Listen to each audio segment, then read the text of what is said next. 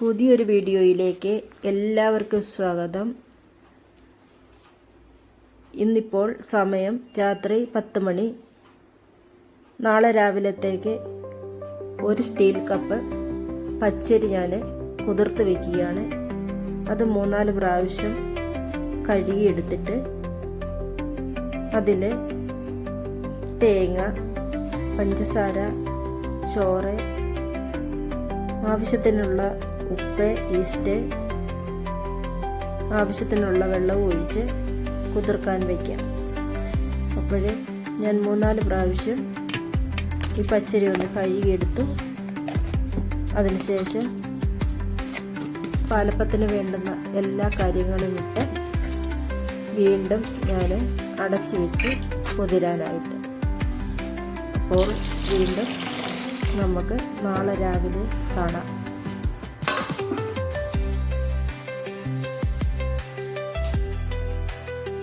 അപ്പോൾ നമ്മളിൽ നിന്നും ഒരു ദിവസം കൂടെ കടന്നുപോയിരിക്കുന്നു. പുതിയ പ്രഭാതത്തിലേക്ക് എല്ലാവരെയും സ്വാഗതം ചെയ്യുന്നു. Good morning. ഒരു ചായ അനത്താം.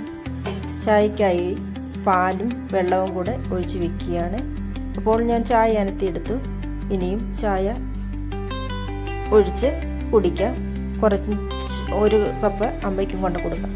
അപ്പോൾ ചായ കുടിച്ചിട്ട് നമുക്ക് പാലപ്പത്തിന് ഞാൻ ഇന്നലെ കുതിർത്ത് വെച്ചിട്ടുണ്ടായിരുന്നുവല്ലോ, അത് ഒന്ന് അരച്ചെടുക്കാം.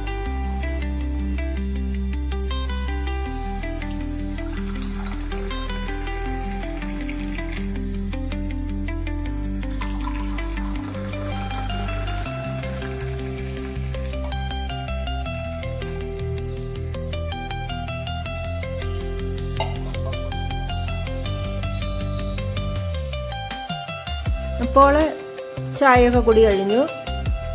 ഇനിയും പാലപ്പത്തിന് അരയ്ക്കാനെ കൊണ്ട് അരിയും എല്ലാം കൂടെ ഇട്ട് നമുക്ക് മിക്സിയിൽ നന്നായി 1-2 പ്രാവശ്യമായിട്ട് അരച്ചെടുക്കാം. അങ്ങനെ പാലപ്പത്തിന് ഞാൻ അരച്ചെടുത്ത മാവെല്ലാം അടച്ച് ഞാൻ മാറ്റി വെച്ചു. ഇപ്പോഴേ ഇത് ഇരുന്ന് കുതിരട്ടെ. എനിക്കിനിയും പുറത്ത് കുറച്ച് ജോലിയുണ്ട്. അത് ചെയ്തിട്ട് വന്ന് ഉണ്ടാക്കിയെടുക്കാം. നനയ്ക്കാൻ പോവുകയാണ്.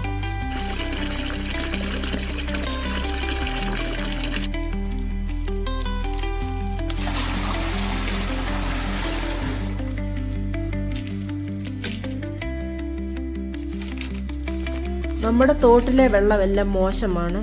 അപ്പോൾ ഞാൻ നമ്മുടെ വീട്ടിൽ തന്നെയാണ് ഇപ്പോഴേ അലക്കുന്നത്. അപ്പുറത്തെ അലക്കുകല്ലുണ്ട്. അവിടം വരെ വെള്ളം കൊണ്ടുപോകാൻ ബുദ്ധിമുട്ടാണ്. ഇവിടാണ് പൈപ്പ് ഇരിക്കുന്നത്. അവിടെ തന്നെ ഞാനൊരു കല്ല് ഇട്ടിട്ടുണ്ട്. അവിടെ ഒരു കല്ലിട്ടിട്ടുണ്ട്. 2 സൈഡിലും കല്ലിട്ടിട്ടുണ്ട്. അപ്പോൾ സൗകര്യം പോലെ ഏത് സൈഡിൽ നിന്ന് വേണേലും അലക്കാം. രാവിലെ ഉദിക്കുന്ന വെയിൽ അങ്ങ് കല്ലിൻ്റെ അവിടെ ഉണ്ട്. ഇവിടെ ആകുമ്പോഴേ മരത്തിൻ്റെ തണലും ഒക്കെ ഉണ്ട്. സ്വല്പം വെയിലൊക്കെ ഇല്ല. ഇവിടെ നിന്ന് നനയ്ക്കാനങ്ങ് തീരുമാനിച്ചു. ഞാൻ ബക്കറ്റിലേക്ക് സോപ്പ് പൊടി എടുത്തതില്ലായിരുന്നു. പിന്നെ കവറിലെ പൊട്ടിച്ച് ഞാൻ സോപ്പ് പൊടി കുറച്ചിട്ട് തുണികളെല്ലാം നല്ലതായിട്ടൊന്ന് കുതിർത്ത് വെച്ചു. അത് കഴിഞ്ഞിട്ട് പിന്നെ അരമണിക്കൂറിന് ശേഷമാണ് വീണ്ടും ഞാൻ വന്ന് തുണി നനയ്ക്കുന്നത്.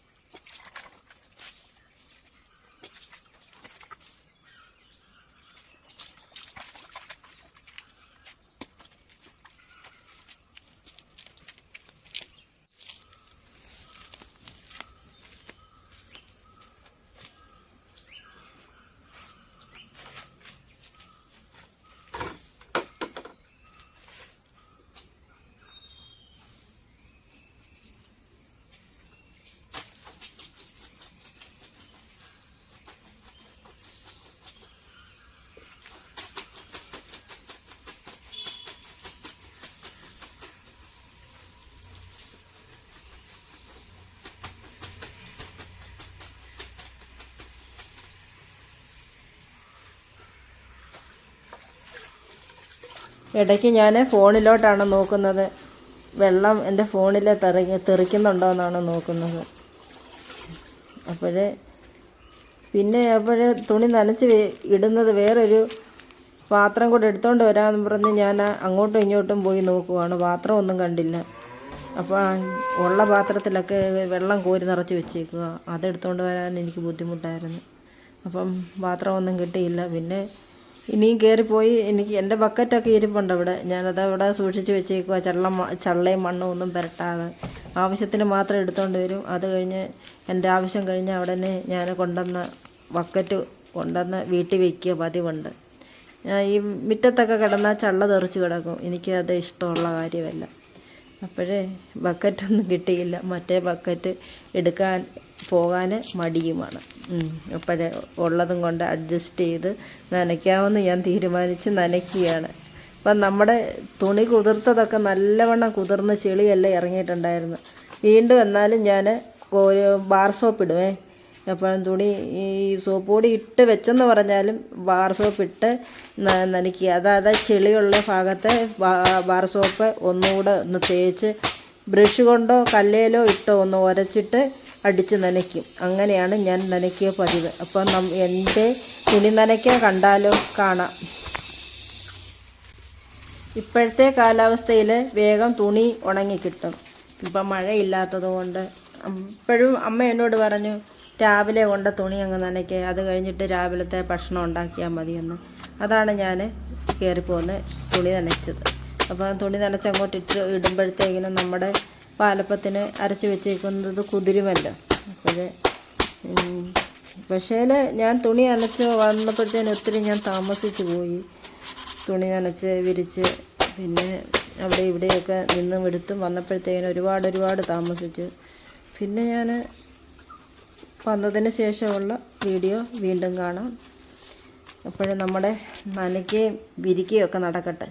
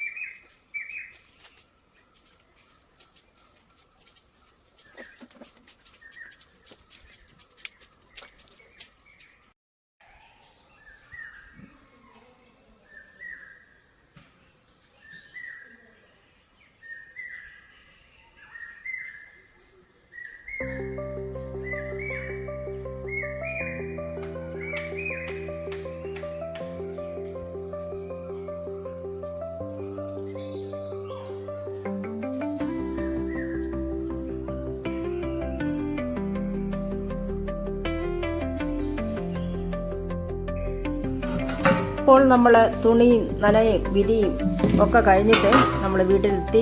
നമ്മുടെ പാലപ്പത്തിൻ്റെ നിലപാട് എന്തുവായെന്ന് നോക്കിയപ്പോഴേ പാലപ്പം നല്ലപോലെ കുതിർന്നിട്ടുണ്ടായിരുന്നു. പിന്നെ പാലപ്പം ഉണ്ടാക്കി ഒരു കറിയും കൂടെ വെച്ച് ഞങ്ങൾ ബ്രേക്ക്ഫാസ്റ്റ് കഴിച്ചു, രാവിലത്തെ ഭക്ഷണം കഴിച്ചു.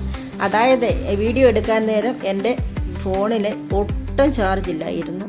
അതാണ് ഈ സംഭവിച്ചത്, അത് കാണിക്കാൻ പറ്റാഞ്ഞത്. അത് കഴിഞ്ഞ ശേഷം പിന്നെ തേച്ചുമഴക്കായിട്ട് ഞാൻ പോയി. കുറേ പാത്രം ഉണ്ടായിരുന്നു, തേച്ചുമഴക്കി.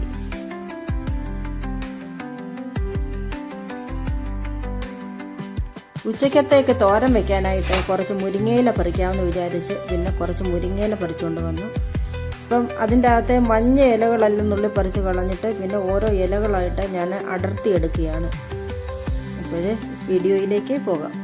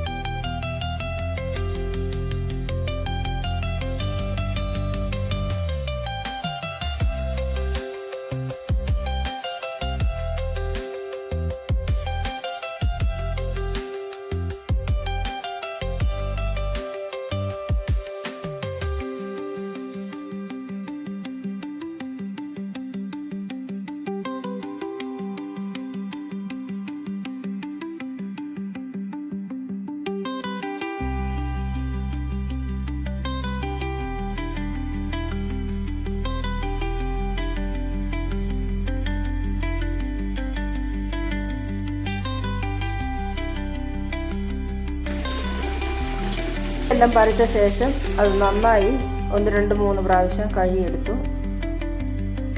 അതിനുശേഷം ഇലയൊന്ന് തോരാൻ വെച്ചതിന് ശേഷം പിന്നെ ഞാൻ ഈ ഇലയെല്ലാം ചെറുതായിട്ടൊന്ന് അരിഞ്ഞെടുത്തു.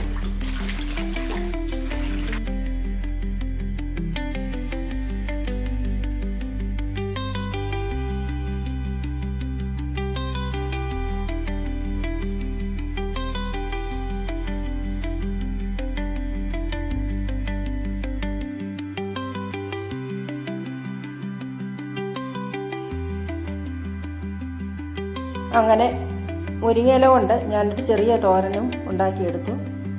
അതിനുശേഷം നമ്മുടെ കഞ്ഞിക്ക് വെള്ളം വെച്ചിട്ടുണ്ടായിരുന്നു. വെള്ളം നല്ലതായിട്ട് തിളച്ചിട്ടുണ്ട്. പെട്ടെന്ന് ഞാൻ അരി അടുപ്പിലോട്ട് ഇട്ടു.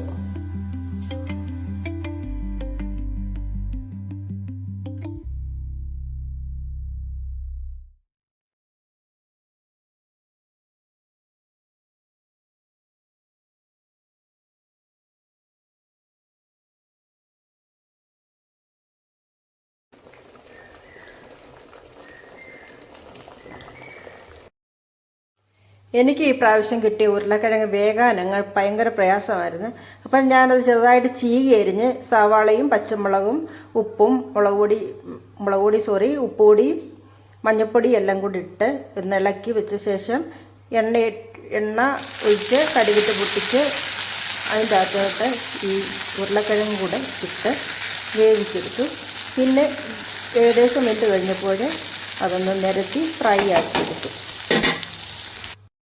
അങ്ങനെ നനച്ച തുണികളെല്ലാം ഞാൻ മടക്കി വെച്ചു. ഇന്നത്തെ വീഡിയോ ഇവിടെ നിർത്തുന്നു. നന്ദി, നമസ്കാരം.